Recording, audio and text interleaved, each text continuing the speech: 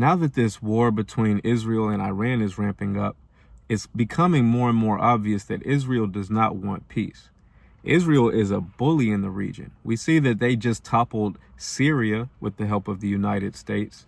And now that Assad has fallen, Israel is starting to take pieces of Syria for itself.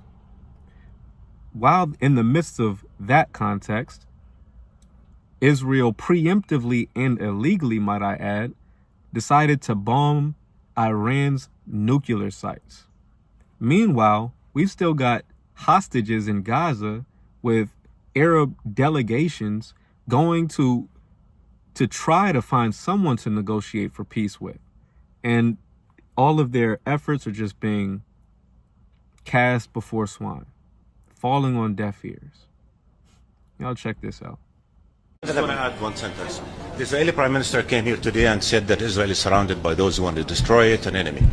We're here, members of a Muslim Arab committee mandated by 57 Arab and Muslim countries.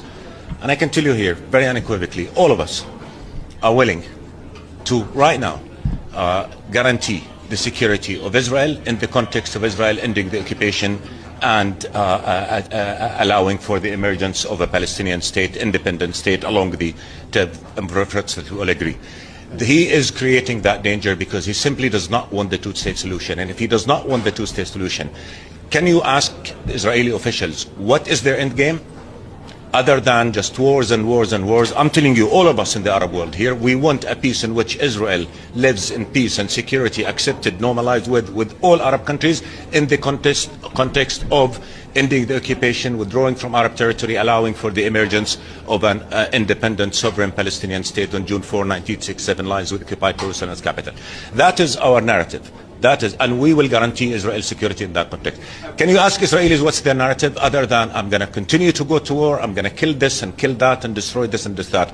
The amount of damage that Israeli government has done, 30 years of efforts to convince people that peace is possible, this Israeli government killed it. The amount of dehumanization, hatred, bitterness will take generations to navigate through. So ultimately the question is, we want peace. And we've laid out a plan for peace. Ask any Israeli official, what is their plan for peace? You'll get nothing because they're only thinking of the first step. We're going to go destroy Gaza, inflame the West Bank, destroy Lebanon, and after that, they have no plan. We have a plan. We have no partner for peace in Israel. There is a partner for peace in the Arab world, and that's why the international community needs to move. So what do we do with this? What do we do with this? What can U.S. citizens do? Because even under Joe Biden, we saw what power we had. No matter who we vote for, one thing that Republicans and Democrats can agree on, war, that's the only thing they can agree on. If there's a war, they're ready for it. There's no war that they're not ready to go to, they don't want. I've never seen a war that either party is like, no, let's leave them alone. No.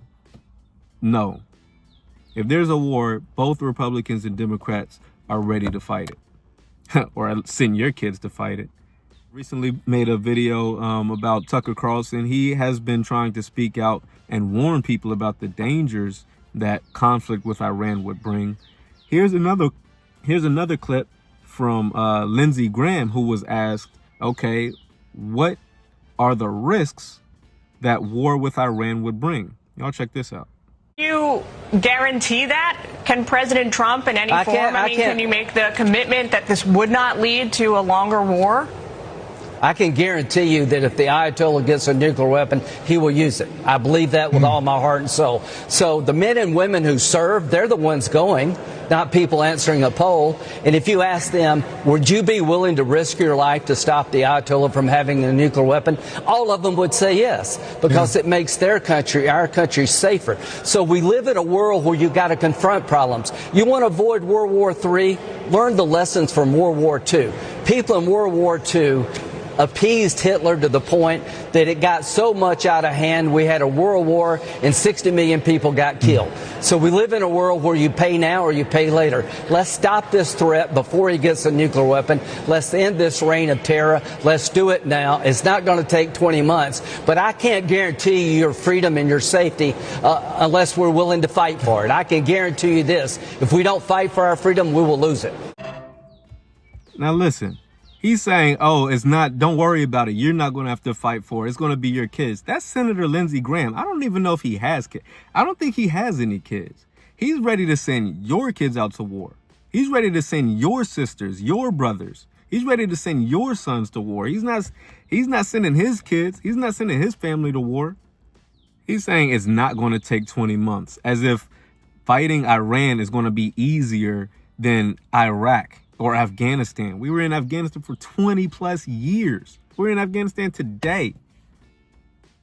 But he's saying, oh, war with Iran, no big deal. It's not going to take 20 months.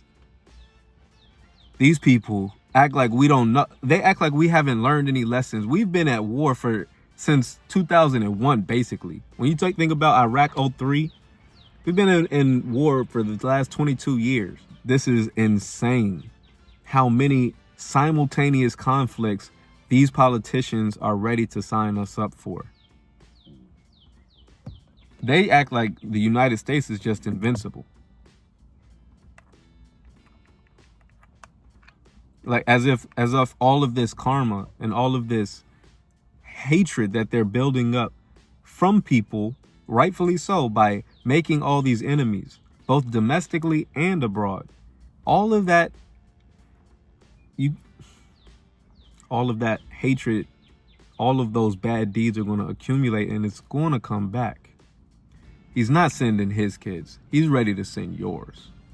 And I'm glad to see that some of the soldiers are starting to speak up and say, hey, this is not our war. This is not our priority. This is something that Israel is provoking, and we need to not empower Israel to pick fights with everyone in the region. I don't like that snake stuff that Lindsey Graham tried to pull. He's ready to send your kids to war, not his. But hey, if you made it this far in the video, be sure to hit the thumbs up button. As always, I got some bonus footage for you, so check that out, and I'll see you on the next one. Peace. Escalations continue to rise in the Middle East.